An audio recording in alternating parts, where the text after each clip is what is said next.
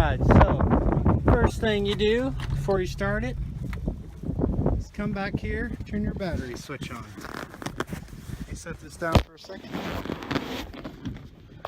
So right back here you have a dual battery switch. We turn that to all, okay? Why we do that? Because the alternator is going to charge all the batteries.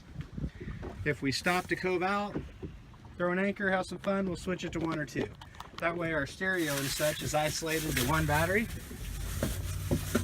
If we go to start it, click, click, click, dead battery, we just switch it to the other. So to start it, if it's been running, like now, you just turn the key.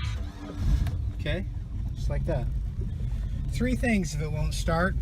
Click, click, clicks the dead battery. Turn the key over, nothing happens whatsoever. The boat could be slightly in gear, or your battery switch is off. There's a definitive dead center for neutral. Shifting real easy. You just pull up. Forward's right there. Neutral. We put a new CD player in it. Reverse. Another thing, when it won't start, it'll turn over, won't fire the kill switch. That's got to be flipped to run. We interrupt our program to bring you this important message. Okay. Looking at our new radio, you just heard it work. We got courtesy lights are in the floor, panel lights are in the dash. This accessory, God knows, depth finder's on the key. This is your captain's call. See, the boat got quiet, now it sounds good. Only switch that at idle speed, okay? So if you want it on, switch it at idle. If not, leave it off. If you switch it when you're running the boat, eventually you'll break the little pin that turns the flappers, so that's why we don't do that. Okay, blower, all these systems work, by the way. Horn, bilge pump, driving night, that's the red and green that's built in up front. White light, stopped at night, in the back that we plug in, okay? We got tilt steering, so we can kind of set that wherever we want it. Tilt and trim right here. Gauge works. It's coming up, going down. So our gauge and our depth finder both work, that's awesome. Engine temp, oil pressure, volts, fuel, speedo, tack. Tack works. Speedo, we got to get to going a little faster. Got a Hillbilly GPS here. Our trim tabs are right here, okay? Just remember, when you go to dock the boat, pull them up. That's bringing them up. If you're pushing it down, that's pushing the bow of the boat down. Okay, so if we got more weight to one side, we'll push that side down. Just a couple clicks at a time. Don't touch those unless you're going straight. Go straight, pick out something in front of you, and decide which position you want to put your tabs in. Now, let's say that heavy person moves, and they will. It happens all the time. No big deal. Hold it up for about a quick 10 seconds, and it'll reset them. So,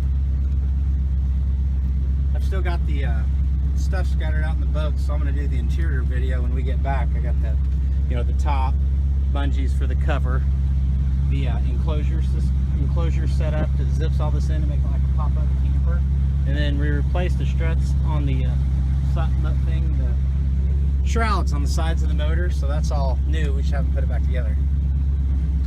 Well, we probably won't put it in if you're not going to come and get it, because when we winterize it, we have to take it off again. Okay, I know how accurate the depth finders are, because it's about 50 feet at the no-wake buoys. That's what it says. Okay, there's the no-wake buoys.